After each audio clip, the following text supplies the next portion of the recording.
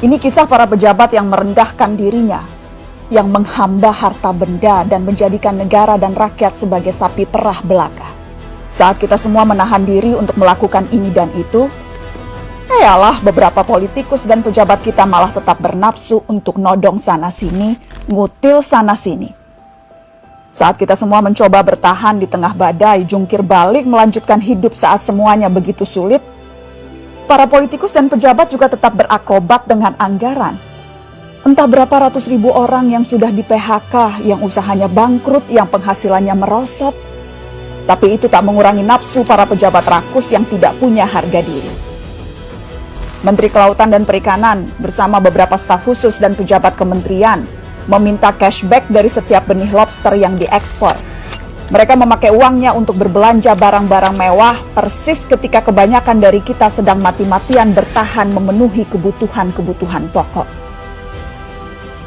Saat banyak orang kelimpungan mencari ruangan perawatan karena kamar-kamar rumah sakit sudah sesak dengan pasien COVID, Wali Kota Cimahi malah memperjualbelikan izin pembangunan rumah sakit. Dan yang lebih gila lagi, para pejabat Kementerian Sosial berikut dengan menterinya sekaligus malah menodong para vendor dengan uang cashback. Mereka meminta Rp10.000 dari setiap paket bantuan sosial. Paket senilai Rp300.000 untuk meringankan beban hidup rakyat. Tega-teganya dipotong untuk dinikmati sendiri. Dan itu dilakukan oleh mereka yang disumpah untuk membantu rakyat bisa bernapas lebih mudah di tengah himpitan hidup. Inilah arti kebejatan yang sesungguhnya. Ampun ya Allah.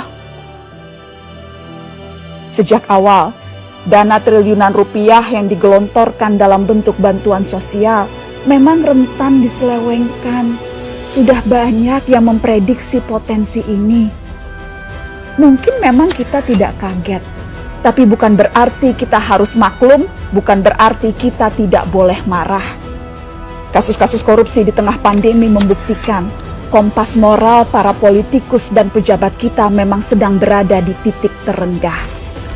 Bahkan pandemi yang membunuh banyak orang, menyengsarakan banyak orang, tak membuat para pelaku menahan diri dari hasrat memperkaya diri sendiri. Pandemi justru menjadi peluang untuk menggarong lebih banyak.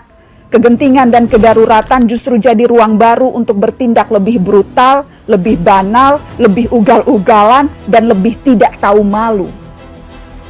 Publik, kita semua justru dibebani pekerjaan tambahan. Selain harus bertahan hidup, kita justru harus lebih teliti mengawasi kebijakan dan penggunaan anggaran. Tambah capek, tambah pegel, tambah frustasi. Tapi pilihannya tidak banyak. Semakin kita apatis, semakin senang mereka menggasak uang negara. Pandemi terbukti melahirkan kebiasaan-kebiasaan baru. Kecuali perilaku para politikus dan pejabat kita. Inilah kenyataannya, sudah sebegitu bangkrutnya moral mereka. Memang kita tidak kaget, tapi sangat wajar dan sangat pantas untuk kita marah.